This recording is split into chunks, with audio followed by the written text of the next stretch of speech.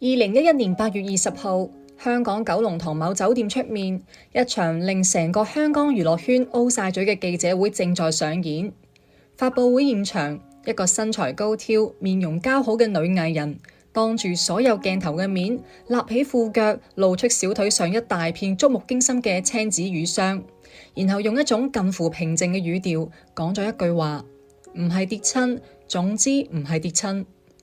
呢個女人叫傅穎，香港當紅靚模，人稱靚模鼻祖 Cookies 組合成員，曾經出現喺轟動全港嘅某著名相片事件女方花名冊上。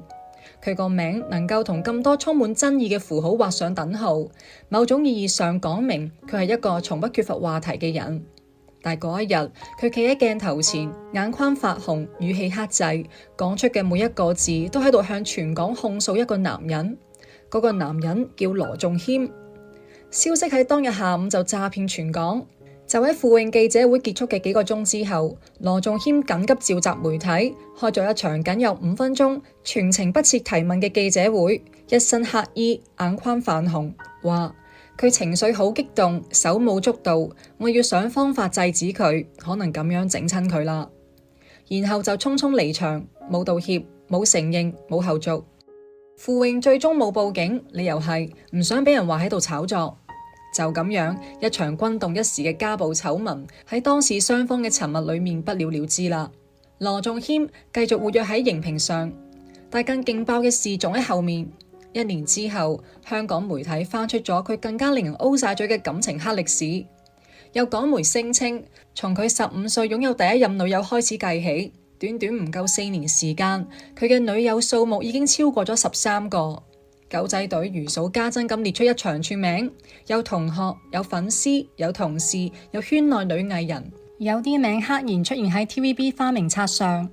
外界開始同佢貼上情場浪子嘅標籤，話佢係天生嘅渣男體質，左手溫柔，右手狠，一旦感情穩固落嚟就開始劈腿。就係咁樣嘅一個男人，喺2016年迎娶咗 TVB 史上最受矚目嘅一代視后，嗰個女人叫楊怡。消息傳出去嘅嗰一日，成個香港八卦圈嘅第一反應只有2個字：點解？冇人唔中意八卦，但喺呢2個人之間，外界更加好奇嘅，從來唔係佢哋如何相愛，而係佢一個苦捱咗13年先登上視后寶座，身價數千萬，被認為係 TVB 一代當家花旦嘅女人，點解偏偏揀咗佢？佢唔通唔知佢嘅過去？佢真係唔怕被佢辜負？定係話呢度其中另有隱情，有住不為人知嘅故事？要回答呢啲問題，我哋必須從頭講起，從2個人各自嘅來路講起。楊怡嘅童年用苦難2個字嚟形容，一啲都唔誇張。1979年8月30號，佢出生喺香港沙田，祖籍廣東湛江。喺呢個城市嘅底層長大，佢2歲嘅時候，父親就過咗身。母親帶住佢同家姐楊卓娜，一個女人湊住2個女，窮到咩程度？窮到要喺街度執垃圾。2024年已經嫁咗俾羅仲謙多年嘅楊怡，喺一個訪談節目裏面講到童年，講到媽媽帶住佢哋去摷垃圾桶，講下講下就喊咗，唔係嗰種喊俾觀眾睇嘅眼淚，係真實嘅會控制唔住嘅嗰種。佢話嗰陣時太細個，根本唔知道苦唔苦。長大咗先明白，媽媽嗰幾年捱咗幾多苦。7歲嗰年，母親再婚，繼父係個規矩嚴嘅人，家庭氣氛一度十分壓抑。佢同家姐喺沙角村同恆安村嘅公屋裏面長大，冇咩零用錢，冇咩才藝班，乜嘢都冇。家姐楊卓娜後來回憶，有一次行街，櫥窗裏面有2隻公仔，媽媽嘅錢只係夠買1隻，佢就話：你買俾阿妹啦。呢個心結跟咗佢好多年。呢段繼父歲月喺楊怡嘅公開敘述裏面極為模糊，佢幾乎從唔主動提起繼父，港媒至今難以追溯此人嘅任何痕跡，仿佛佢從未存在過咁。但係從楊卓娜零星嘅回憶裏面，2姊妹嗰段日子過得並唔痛快，受盡咗白眼係有據可查嘅形容詞。嗰個失去父親寄人籬下嘅少女，比同齡人早熟得太多啦。1998年，楊怡中五畢業。為咗減輕屋企嘅負擔，唔想讀書啦，要出去做嘢。有朋友話，不如去報考 TVB 藝員訓練班啦。考入去包食包住，仲有糧出。佢去咗，同期同學有林峰、楊明、徐榮、張美妮，但佢唔係嗰種天生就有表演欲嘅人。佢自己話從來冇上過台唱歌，中學參加集體朗誦，佢只係咁企喺人群後面喐下嘴。行入 TVB 嘅嗰一日，佢可能自己都唔知道呢一步入去就係13年。1999年訓練班畢業，楊怡第一次喺電視上亮相，係 TVB 台慶上嘅歡樂小姐，講白咗就係禮儀小姐，企埋一邊鼓掌微笑遞獎杯。據說嗰一晚佢笑得格外親切，從人群中脫穎而出，被高層相中，決定俾佢入戲劇組。然後係漫長嘅跑龍套歲月。佢嘅第一個角色係《狀王宋世傑二》裏面一個咩台詞都冇嘅尼姑，全劇唯一嘅任務就係敲木魚，唔係講一句話嘅嗰種配角，連講嘢都唔使講，鏡頭掃過去就結束嘅嗰種。此後幾年，真情嘅女侍應、創世紀嘅無名秘書、七姊妹嘅路人甲，一個又一個毫無存在感嘅角色輪番上陣。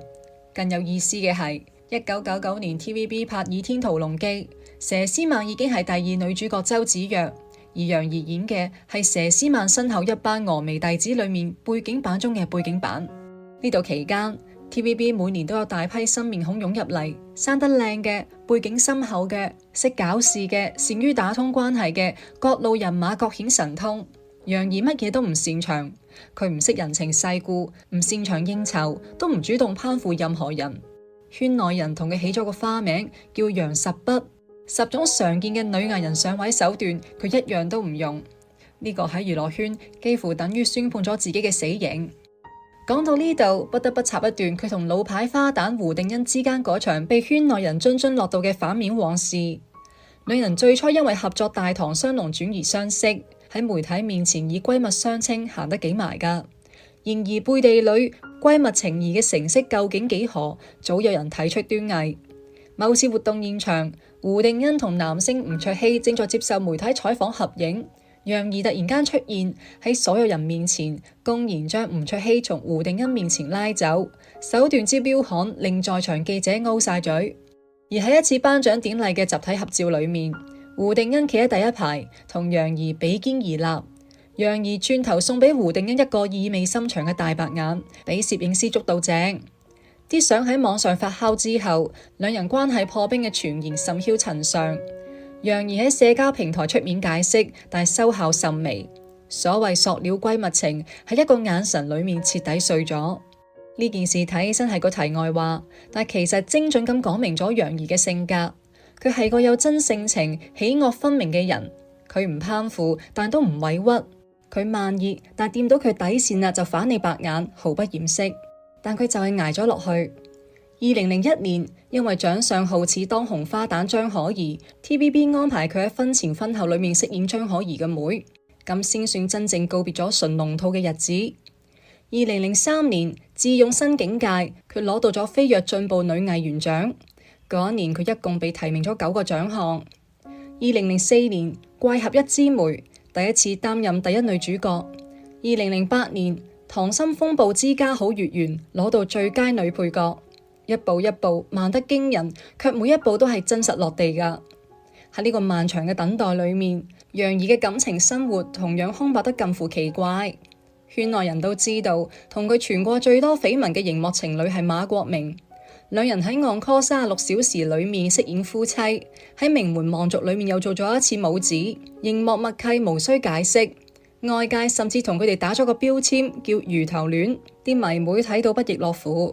但現實中，兩人始終冇踏出嗰一步。然後係2009年《宮心計》，呢部劇係楊怡從花旦變封后嘅關鍵一躍，都係佢職業生涯最具爭議嘅一次角色選擇。佢冇演正面主角，而係演咗一個陰險毒辣嘅奸妃姚金玲。劇中有一句台詞後來成咗名句，係姚金玲對人講㗎：我打你就打你，仲使擇日子嘅？全程張牙舞爪，心機深重，同佢現實生活裏面低調隱忍嘅性格形成咗極大反差，反而令觀眾驚嘆。宮心計大結局收視46點，全年收視冠軍。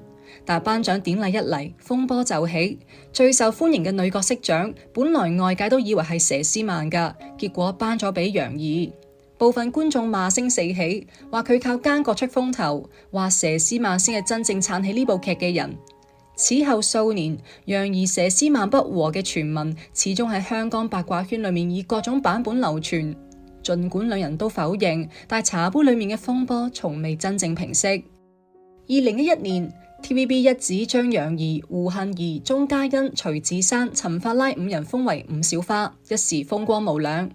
然而當年嘅頒獎典禮，楊怡最佳女主角同最喜愛女角色雙雙五強不入，無緣大獎。時隔2年，嗰個曾經被認為係事後最強候選人嘅佢，就咁樣食咗白果。外界一度以為佢就此停滯，佢冇諗到佢只係喺度儲力。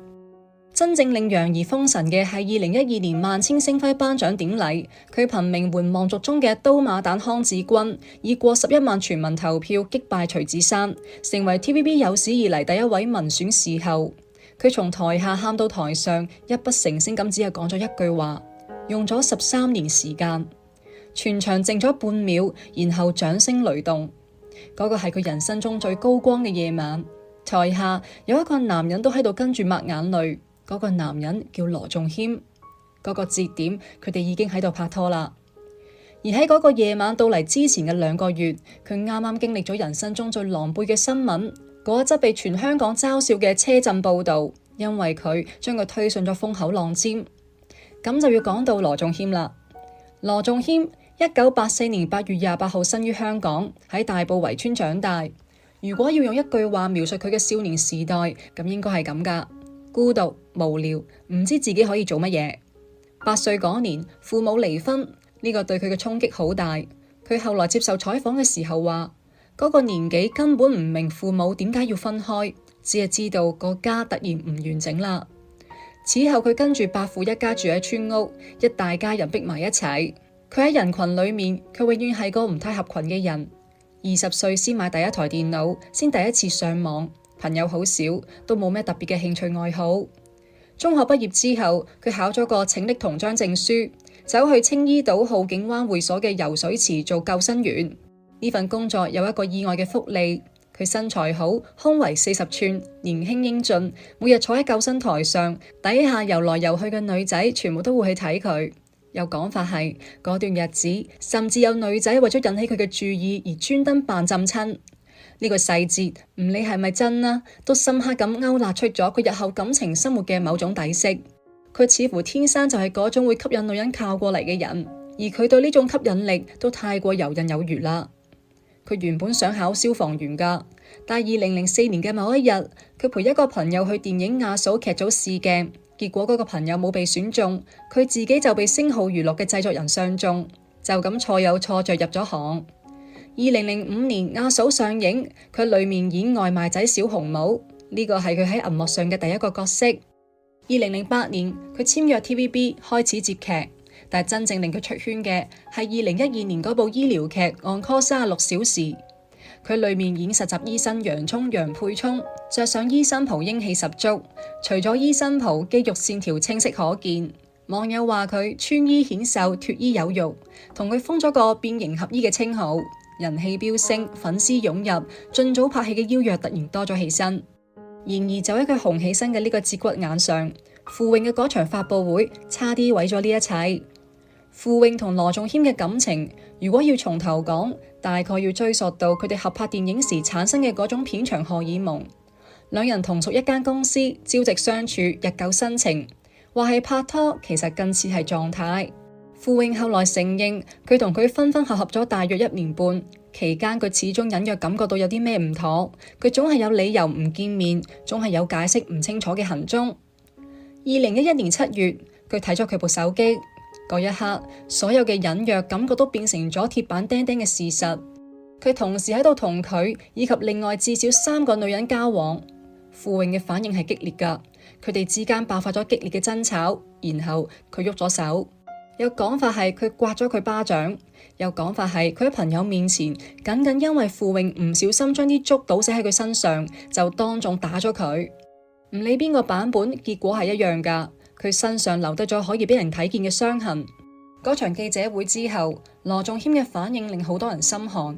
佢否認，佢辯解，佢話可能整親佢，全程冇道歉，冇承認過錯，5分鐘就走咗。傅穎冇報警，最終傷嘅係自己，受懲罰嘅都係自己，因為擅自爆料激嬲公司，佢嘅工作安排被大幅縮減而遭雪藏。而與此同時，仲有另一單更加離奇嘅風波將羅仲謙捲咗入去。